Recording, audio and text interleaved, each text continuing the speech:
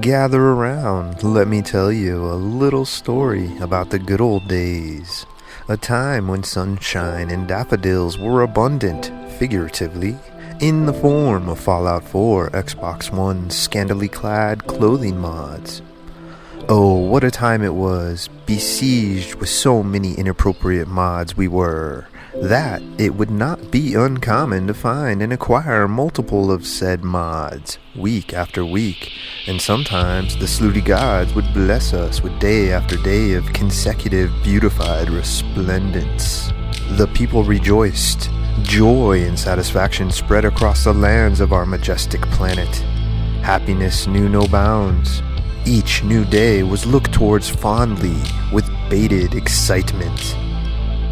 It seemed nothing could go wrong, and alas, a voice raised up out of the scantily clad paradise and proclaimed, more people need to know, more needed to feel the happiness such a simple thing like a Slooty little mod can bring. The voice started reporting this resplendent gloriness even further across the globe, creatively concealed in one some may find disturbing or peculiar or even downright despicable. But nay, say I, these are more, much, much more. And with that proclamation, a small series of videos were burst across the tubes of internet. As viewership of this scantily clad content rose, so seemingly the number of mods rose as well. The days were wonderful and marvelous. All seemed copacetic and content. Gleefully giggling away we were, with seemingly no end in sight. Around the time of episode 15 of the Scantily Clad Eye Candy series, attention had grown to the point that the original mod authors were starting to complain more to the megalomaniacs over at Bethesda HQ. Even some of the quote-unquote biggest PC modders were becoming increasingly vocal. By episode 17, which ironically became the showcase of some of the last mods from the truly old Wild West days, when the work-in-progress mods in the Xbox numbered well over 1,000. Thankfully, some evidence still survives to this day to prove the sheer number of mods, that many of which were breaking Bethesda's terms and conditions despite being up for extensive lengths of time, and in some cases, well over a year.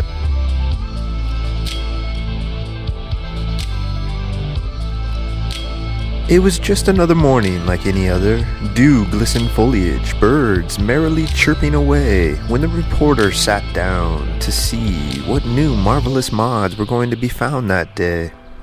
As he scrolled down to Bethesda's work-in-progress mods for Xbox, he felt his stomach drop. His eyes widened in disbelief of what he saw. Was he going mad? How could the paradise that was just so plentiful become decimated, left barren and devoid of happiness and pleasure? Unfortunately, our friendly neighborhood reporter was not losing his mind on that fateful day.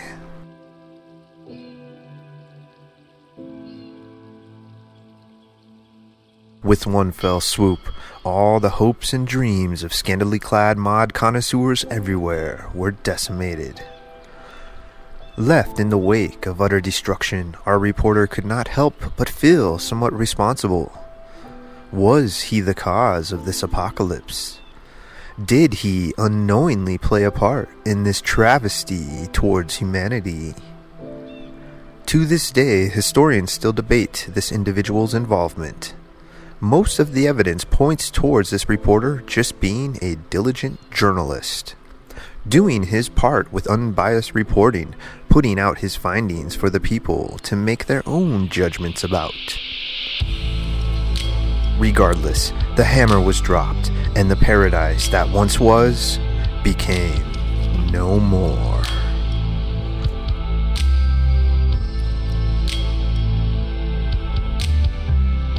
In the wake of the apocalyptic event, Bethesda, with all their glorious wisdom, realized that much of their website's traffic was related to these scantily clad mods, presumably. Because not too long after this entire fiasco, Caliente's beautiful body, or CBBE, miraculously appeared on the Xbox mod scene.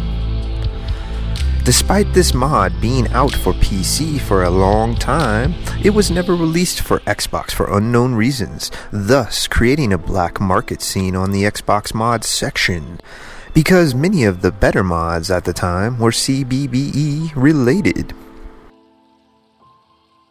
So the timeline kinda goes like this: CBBE first on PC. Xbox Bethesda Net scene does not have CBBE. Black market scantily clad mods become abundant for a lengthy amount of time.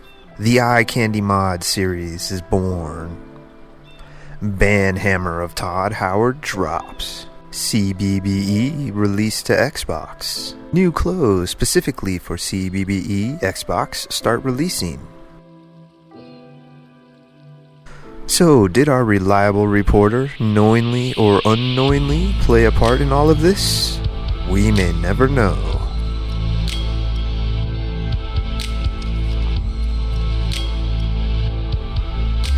The Xbox section of Bethesda Net was once literally like the Old West.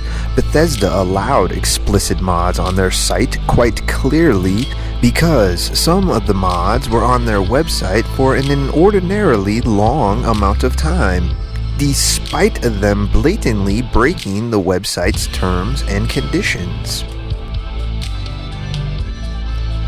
Attention to said mods increased, and somebody, somewhere, decided to pull the trigger and end the existence of a once plentiful paradise. And a new generation of scantily clad mods were born, perhaps not to rise to the heights of their predecessors, but to create their own path, and at the end of the day, as long as any mod makes the player's experience more robust, we all might win in the end.